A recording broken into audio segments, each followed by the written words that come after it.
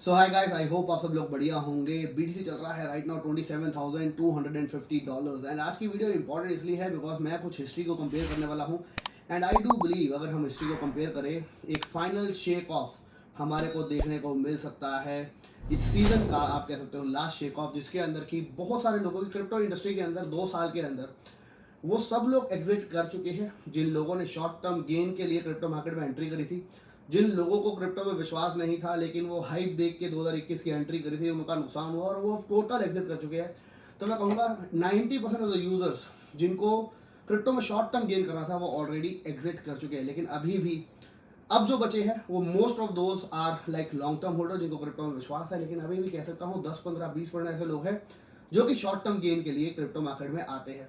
उनके लिए होता है एक ऐसा शेक ऑफ जो कि एक बड़े बुल सीजन से पहले शेक ऑफ कर दे रहा था कि अभी आप एग्जिट कर दो, और उनका जो ट्रस्ट थोड़ा सा उन्होंने किया है लोगों की बातें सुन के, वो भी खत्म करने के लिए एक final shake of I am expecting. अगर हम पुराने सीजन्स के साथ कंपेयर करें क्रिप्टो मार्केट को, चलते हैं कंप्यूटर स्क्रीन के ऊपर और थोड़ा सा चार्ट्स के बारे में देखते हैं कि 2020 2016 इनमें क्या हुआ था, क्योंकि काफ़ी कुछ चार्ट्स बता रहा है अगर हिस्ट्री रिपीट होती है एक फाइनल शेक ऑफ आ सकता है जो कि हमारे को $20,000 के आसपास भी ले जाए तो हैरानी की बात नहीं होगी। बिकॉज मेरे लिए और शायद आप सब लोगों के लिए जो कि एंट्री नहीं कर पाए हैं नीचे की तरफ, वो एक गोल्डन अपॉर्चुनिटी हो सकती है। नहीं हुआ ऐसा तो ऑफकोर्स हम तो SIP करके ऑलरेडी बैठे हुए हैं, लेकिन अगर ऐसा हो गया तो मैं कहूँगा वो जो छोटा चंक हमारे पास है SIP का लास्ट, उसकी एंट्री हम लेंगे उस टाइम, जो कि एक हाई प्रॉफिटेबल हमारे सिचुएशन मार्केट के अंदर बना देगा एक नेक्स्ट बुल सीजन के अंदर। बहुत कम दिन रह गए हैं हॉल्विंग के लिए, so guys be prepared for it. जितनी अपॉर्चुनिटी का फायदा उठा सकते हो फिलहाल मार्केट का एंट्रीज लेके SIPs करके उसको मिस मत करना। चलते कंप्यूटर स्क्रीन के ऊपर और थोड़ा सा और डिटेल में जानते हैं, प्रीवियस हिस्ट्री को देखते हैं और अपना एक कंक्लूजन निकालते हैं कि क्या हो सकता है इस सीजन के अंदर 2023 के लास्ट आप कह सकते हो क्वार्टर के अंदर क्या हो सकता है, उसके बारे में डिस्कशन कर लेते हैं। वीडियो को लाइक करना मत भूलना है, अपना ओपिनियन भी कमेंट बॉक्स में जरूर बताना। आपको क्या लगता है, क्या हिस्ट्री दोबारा से रिपीट करेगी कि नहीं।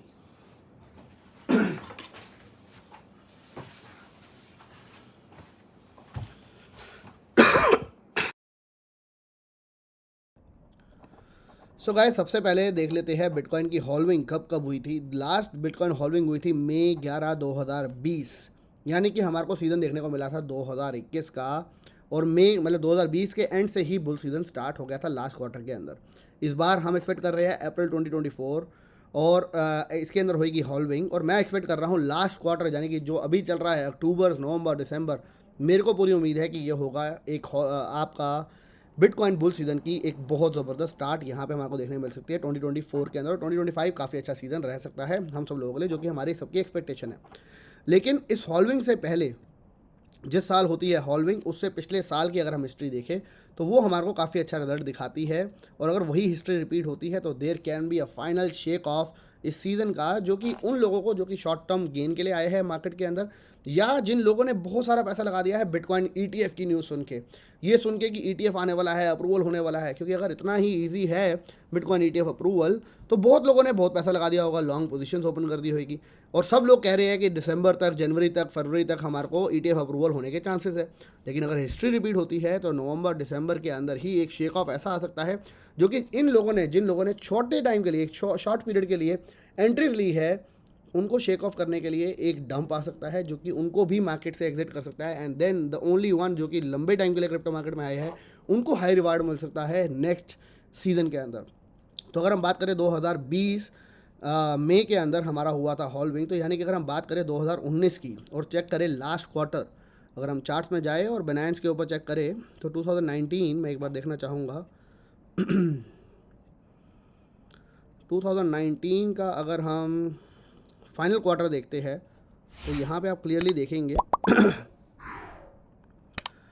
अक्टूबर का मंथ जो कि हमेशा बुलिश रहा है, और एक स्पाइक आया अक्टूबर के मंथ के अंदर जो कि $10,300 तक BTC को ले गया।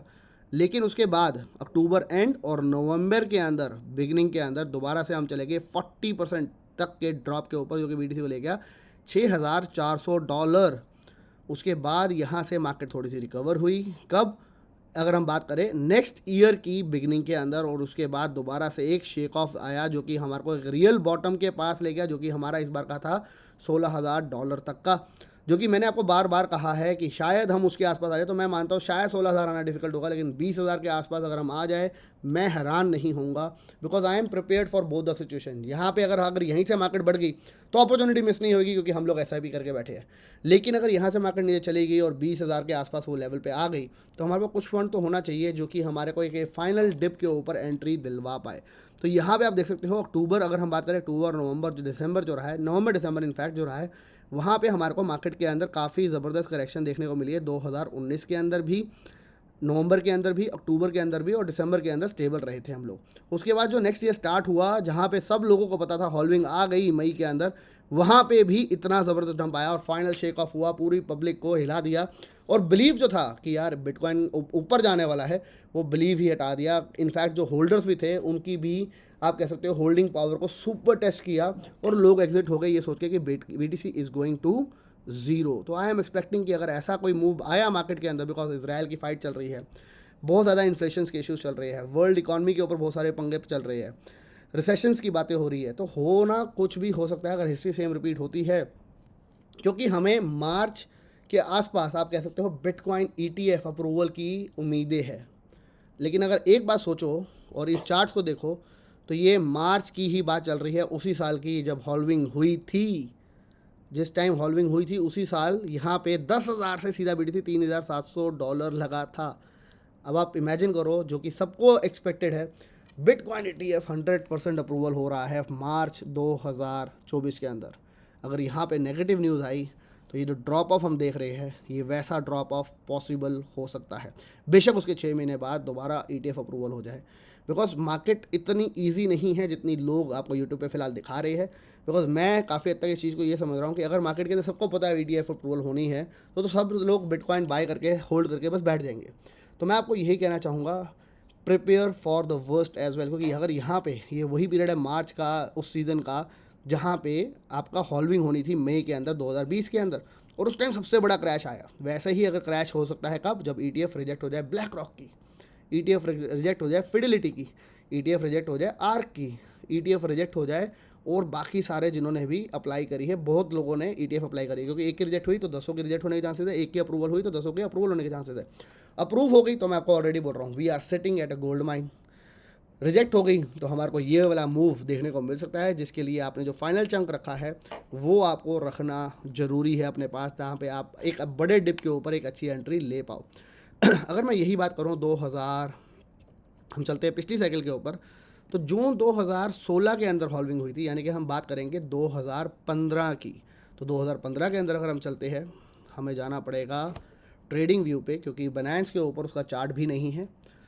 Let us go to 2015। 2015 के चार्ट के अंदर देखते हैं क्या कुछ हुआ था मार्केट के अंदर।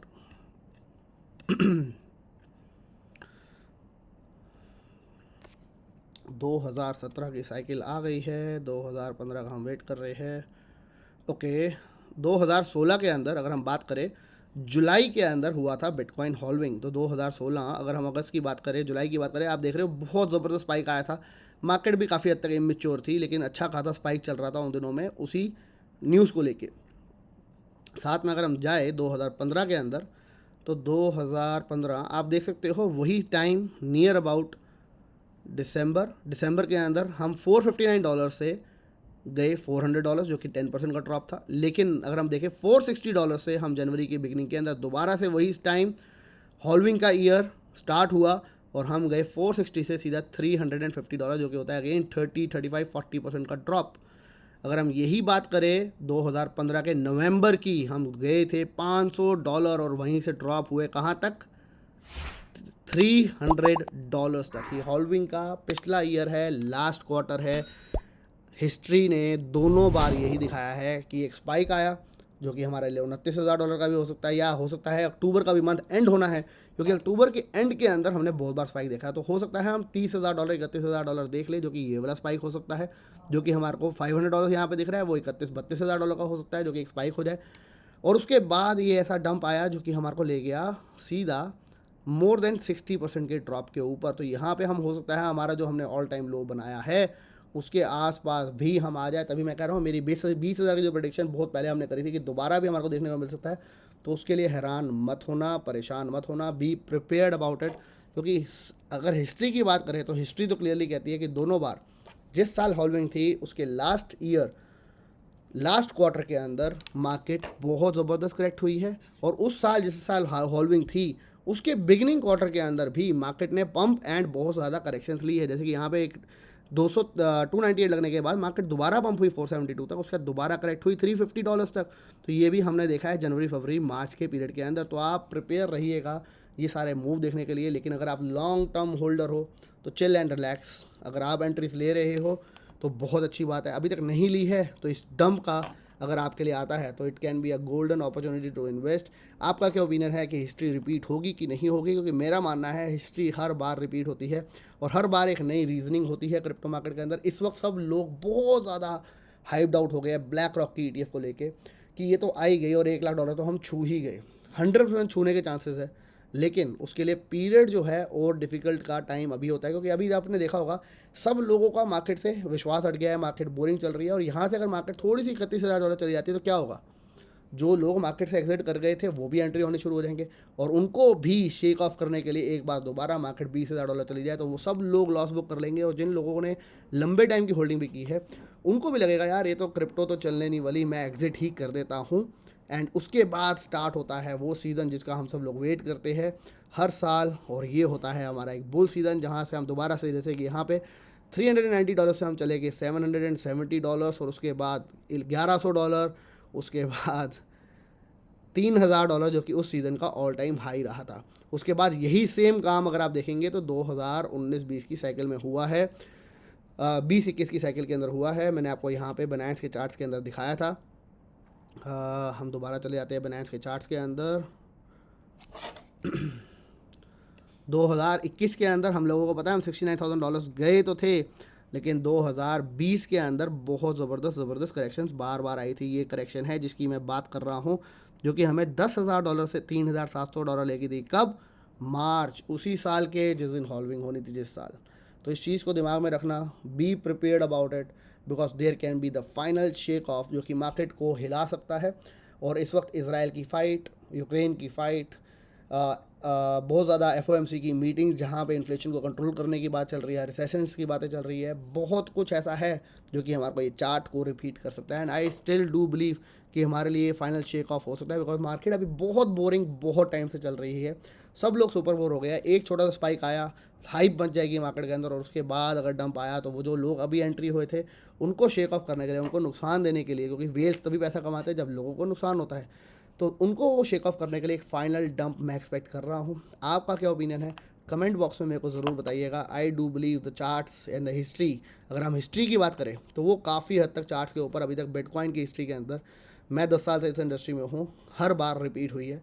एंड आई डू बिलीव कि इस बार भी वैसा पॉसिबल हो सकता है। अगर हो गया तो we should be prepared about it, and if not happen तो हम लोग तो बहुत ज़बरदस्त SIPs कर चुके हैं अच्छे प्रोजेक्ट्स के अंदर। लेकिन yes I will still say छोटा चंक हमेशा बचा कर रखना ऐसे डंप के लिए जो कि हमारे को एक गोल्ड माइन वाली एंट्री दे सकता है हम सब लोगों को प्रॉफिट देने के लिए। अपना ओपिनियन क्या है कमेंट बॉक्स में ज़रूर बताइएगा। I will try to read all the comments and even try कि उन आपके कमेंट्स को रिप्लाई भी किया जाए। मिलेंगे नेक्स्ट वीडियो के अंदर। Till then bye bye, take care and have fun.